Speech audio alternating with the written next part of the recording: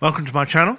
Today we're going to do this lovely street scene we see here in Blandford. This is Salisbury Street. And it's quite a complicated scene, as you see, so we'll get down to it. First of all, I sort of have a good think about the scene, and one of the things that helps is to look at it in black and white. So with the colour taken out, you can really see how the tone values all go around. So anyway, to get on, the first thing we need to do is to draw it out. And I put in the very first things, the most dramatic things in the scenes, and that's these two chimneys. And it also establishes the perspective and the way they run away into the distance, the two chimneys. So we get the side of the road in, and the second chimney, and that's the main features. The next thing is our focus, which is this white car here coming towards us. And then the other side of the street and the parked cars, which are over this side, on the right-hand side, the cars and the buildings are most of the work in this picture, and they're going to take most of the effort, really. And the buildings especially can be a bit scary to try and get in with all that perspective. It doesn't help that Salisbury Street Road is curved and it slopes quite steeply as well. So all those houses are on different alignments and so on, which adds to the difficulty. And I'm just putting in the barest details, just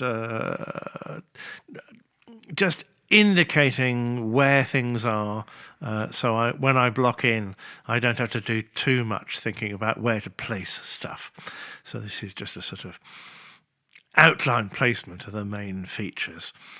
I do indicate windows and bits and bobs, quite randomly, really, and.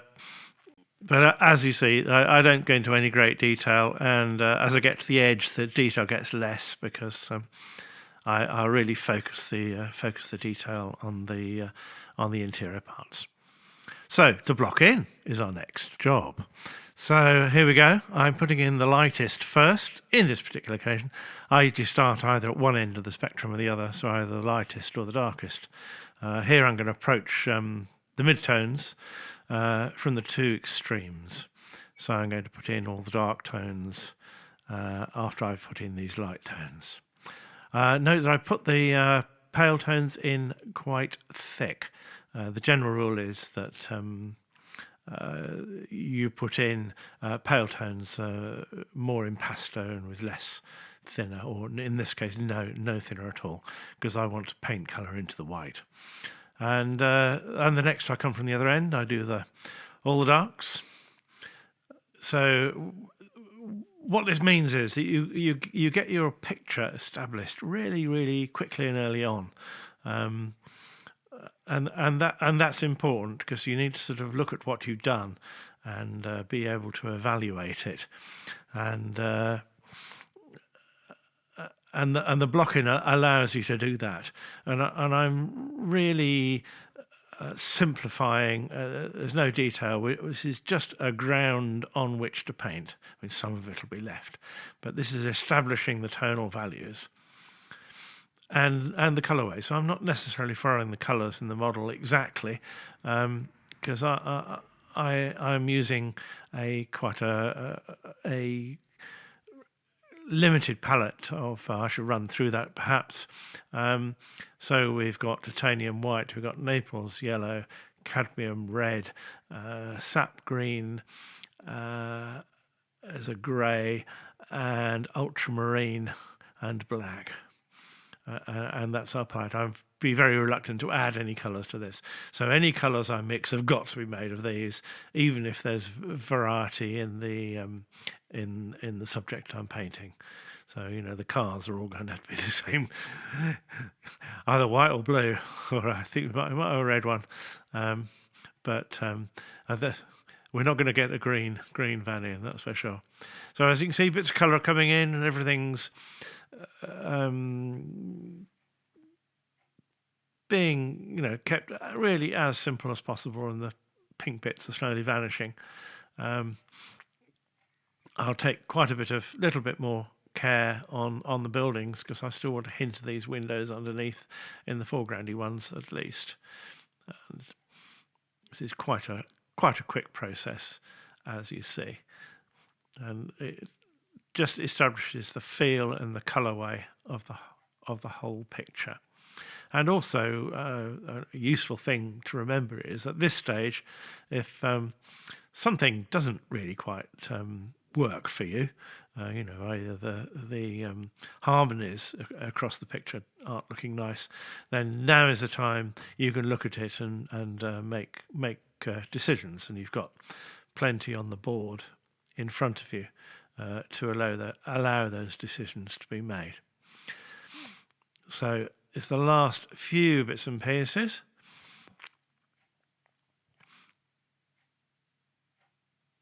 I don't usually paint this quickly, by the way. I have the video set on fast. I only wish I could paint this fast, but we're going four times faster. Which at my age, I'm 4 times slower than I used to be. So it's about the speed I used to paint when I was 20, I reckon. So then I started eradicating all the pink sections. And I'm starting to put in a few little dashes and indicators here and there, because I don't mind leaving gaps, but really at the end of the blocking, the pink elastoplasty colour has to be gone really on this.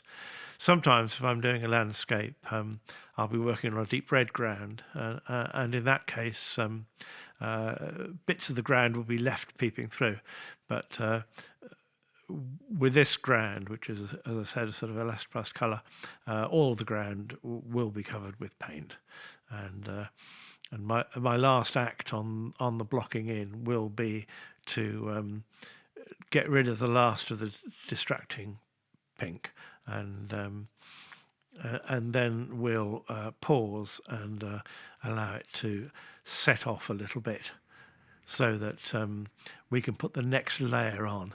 And that's the luxury of working in the studio. Of course, painting plein air, you don't have that luxury, but the luxury of painting in the studio is I can block in, then I can go away and leave it to set off for a moment, and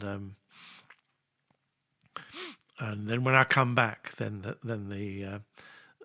the paint won't pick up too much when I put the next coat on, because it's especially the light colours tend to pick up onto the top. So off we go to the detail. So a lot of people don't think detail is very uncool. I mean, but really it's a matter of personal taste and interest, how much detail you put in. I mean, generally, the more detail you put in, the more room the painting has to go wrong. So that might be one argument against detail, because to get a quite a busy painting to work is a great deal harder than getting one with only a few elements to balance, you know. And here I'm balancing fairly plain blocky areas like the road and the sky against the busier details, and that's sort of part of the compositional theme of the painting, for me anyway. And my process for putting what you might call the details in is to try and work over the entire picture at once. Never allow one bit to get ahead of another. And one quite good tactic to do this is to, so once you have a tone on the brush, is to skip about the painting, and bung a bit here and there in various places where that tone is useful. And it also helps the harmony across the picture as well, because you don't want too many gradations of tones or different mixes of colour. So you want to do as much as you possibly can with each mix, and only mix a new tone or colour when you're out of choices. An example on this will be on the very nearest windows. They have a sort of slight green to them, so that's going to be a different mix for that, which we'll probably attach at the end. I'm not looking forward to doing those windows. They're going to be difficult and tedious to get the right feel to them. I'm also targeting untidy bits and doing little bits of drawing with the tone. So I'm crisping up shapes and refining shapes. As you see, I've cut the dormer window there back with the wall colour to define its shape a little bit.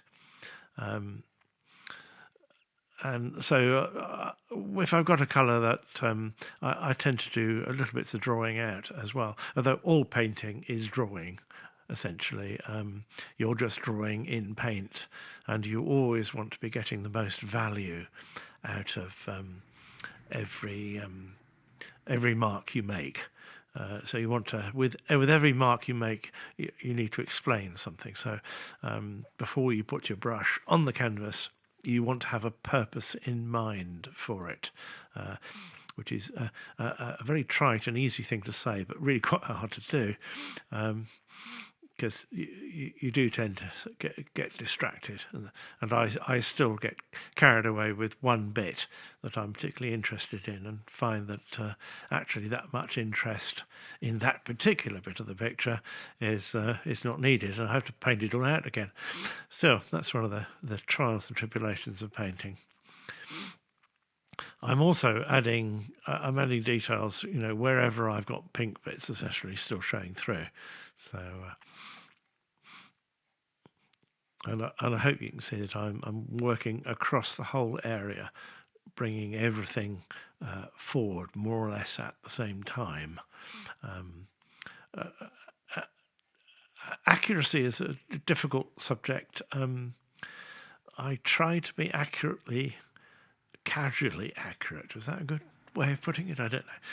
But if you're overly accurate and everything is very crisp and decided, there's no room for the viewer of the final picture to imagine on it. There's no, i.e. they don't have any work to do. It's all, everything is decided. So if it's photoreal, then on a photograph, you understand everything in it really, because all the detail is coherent and everything joins up. So you have no way of imagining what might be going on it. Personally, I find that a poor looking experience when you look at a picture and all the decisions have been made for you. But that's purely a matter of taste, and that's my taste in that matter. So I want to get the balance of hints to the eye that the brain can fill in and make coherent. So if I've got a set of marks that you can't imagine something on. So I just did a wing mirror there. If you can't imagine that's a wing mirror, then I sort of then I've not got enough detail, or I've got the wrong detail in there. And cars are especially prone to this because they're very complex shapes that we're very familiar with. So if you get something wildly wrong, people will have absolutely no trouble in saying he's got that Subaru wrong. They're not quite like that, and people will automatically pick up that there's something wrong. So even though I leave a lot out, I try and get what is there in the right place, and then hopefully the viewers unconscious fills in all the rest of that Subaru, and probably the model badge on the front and everything. So aside from cars, next is the sky, and I paint directly into the white. I find this gives much better final balance in the tone. It's far too easy to see too broad a spread of tones in the sky, and to get your blue straight out the tube, and your clouds heavy and dark. In actual fact, the contrasts in the sky are pretty close together, and pretty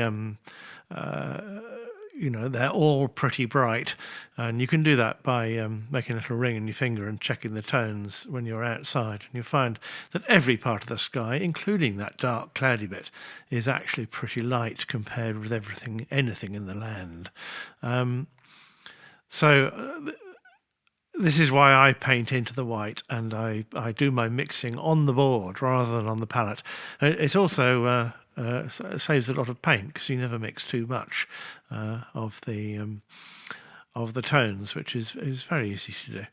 I can now use that white to get the bright fronts of those buildings in, and get a bit of thicker paint, some impasto on that, and then I start refining these cars, which is going to be it's going to be quite a big story of this painting.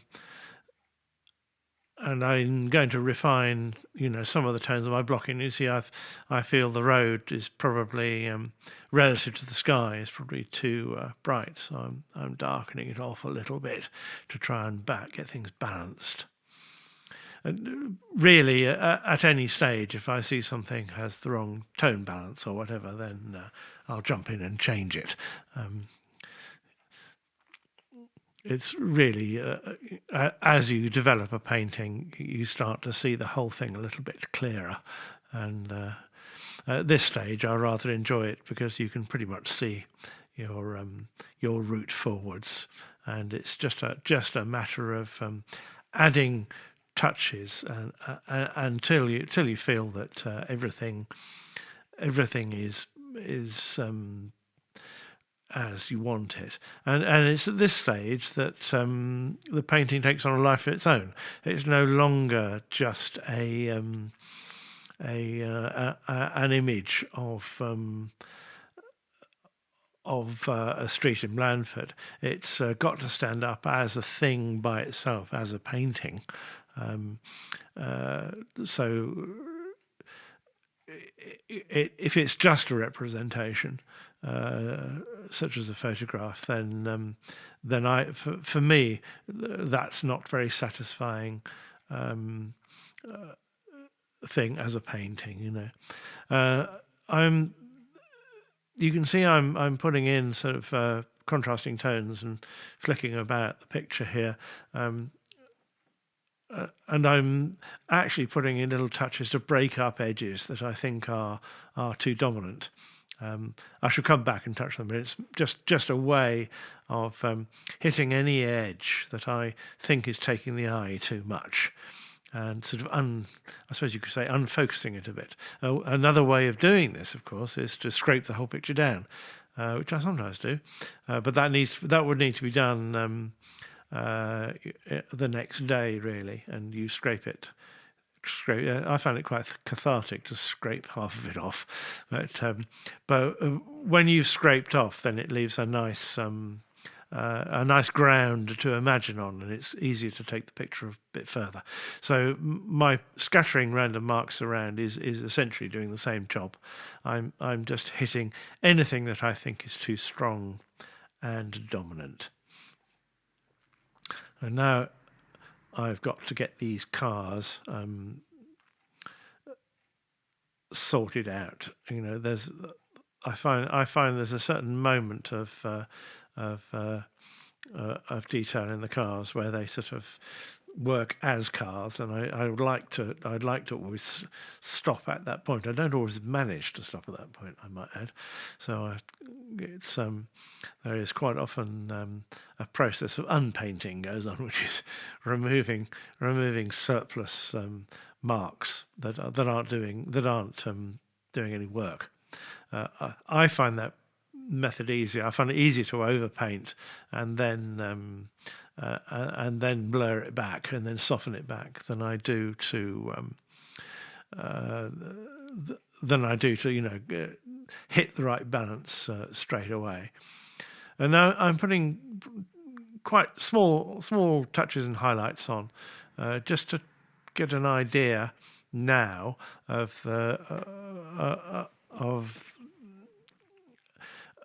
how the sun is catching the white accents. So the bright accents are pretty key to this sort of view. Certainly key to cars. And I go through quite a few stages with them to get them to a point where I'm happy. And I think as you're watching, you'll see I paint them to and fro. I've probably concentrated a bit too much on the cars for that last bit. These buildings and darks are all pretty straightforward, really. Again, I go through several passes on alternately on say the cars and then the buildings. So I'll bring each forward a little bit and then revert back. So I shall go back to the cars in a few seconds and bring them forwards a little bit and then back to the buildings and so forth.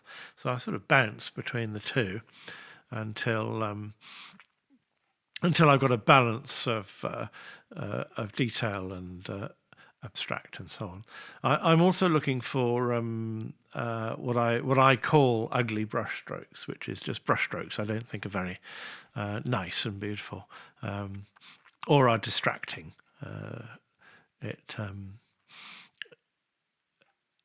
Again, it's a very is it or isn't it sort of decision. But once you're at that point, that means you're quite well on with the picture because you're making those very subtle refinements. But I always think they're worth making those refinements because they are the touches that finally give the painting its own identity and breathes life into the whole thing. So it hangs together, and that comes to another really difficult thing that people find very difficult, and I find very difficult, which is when are you finished? And I think the best I can say is that the painting will tell you when it's finished. I know that's not very helpful, but the thing is to stop when there's enough, when everything is explained, and you have no bits where you can't imagine what it is, even if you can't see exactly what it is. You can look at it and imagine what might be there, and at the point where you can imagine what every dash and blob might be, but you're not quite certain, then that's probably the moment when you're finished. And now I've left these pesky windows to the last because I know they're going to be no fun and they're going to look horrible, and I'm going to have to work them to and fro and until they're not a sort of nasty distraction on the edge of the picture.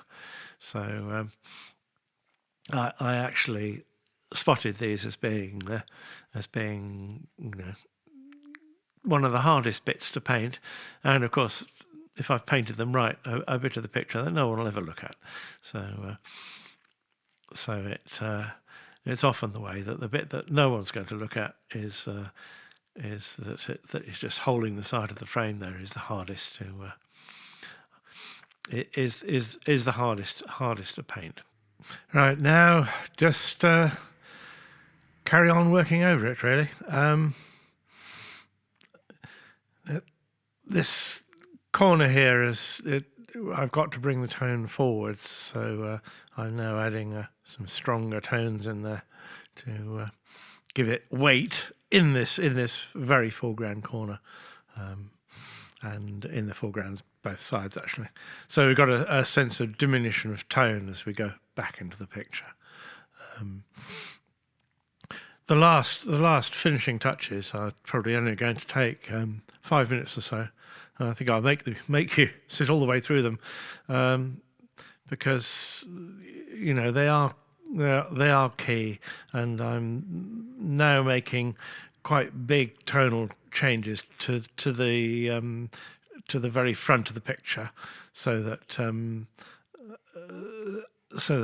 our distance really pulls away from us. Quite a difficult bit of a painting, I find. There's you can often overdo it and set yourself back. And so there's here the join between that building was too strong. I've got to sort this car out because it's got an uncomfortable lean to it, and I'm putting that off. But, as you see, I dodge back to these windows every now and again for a little bit, a little bit more, and then away again to scatter across the rest of the other surfaces. So now I'm moving on to what I call the housework, the tidying up. So I've been working pretty freely and not really worrying if things aren't too precise. So there's quite a lot of sort of quite careless bits and bits that don't really make sense. So I'll just work away, and basically if I see a bit I don't like, I try and replace it with a bit I like better, or blur it away so that you don't pay any attention to it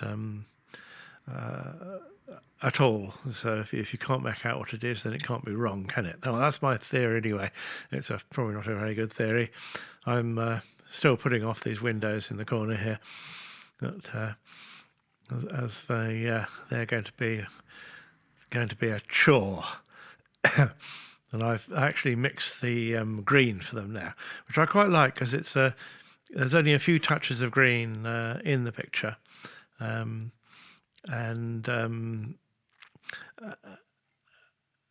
so that it's what I call an accent colour. So there's not a great deal of it, and there's only in a couple of places. So the green is quite useful. The green in the very distance there is a bit too strong and bright. So I shall have to deal with that at some stage. That'll probably get a thumb over it to knock it back. Probably after I've put it on the wall. I might even do that tomorrow, because once the paint has set off a bit. Now I put a few hint of people. I'm not going to make them into full-on people. I think just a hint of life makes a lot of difference. But if you overcook the figures, then they draw the attention too much. So if I had a person on the pavement nearby on the left-hand side, for example, then the picture would become about the person on the pavement, because we're very sensitive to people. And I'm getting into the chimney pots, which means that we are getting very, very, very close to a finish here. And I've just got to do little refinements to these front-going cars. And I think the cars and the buildings have been the work on this picture. But it's starting to look all of a piece now, which is gratifying, and I rather like this last doing this last lap of small adjustments and little refinements. And these damn windows are going to, of course, probably be the final act. And so we do the signature.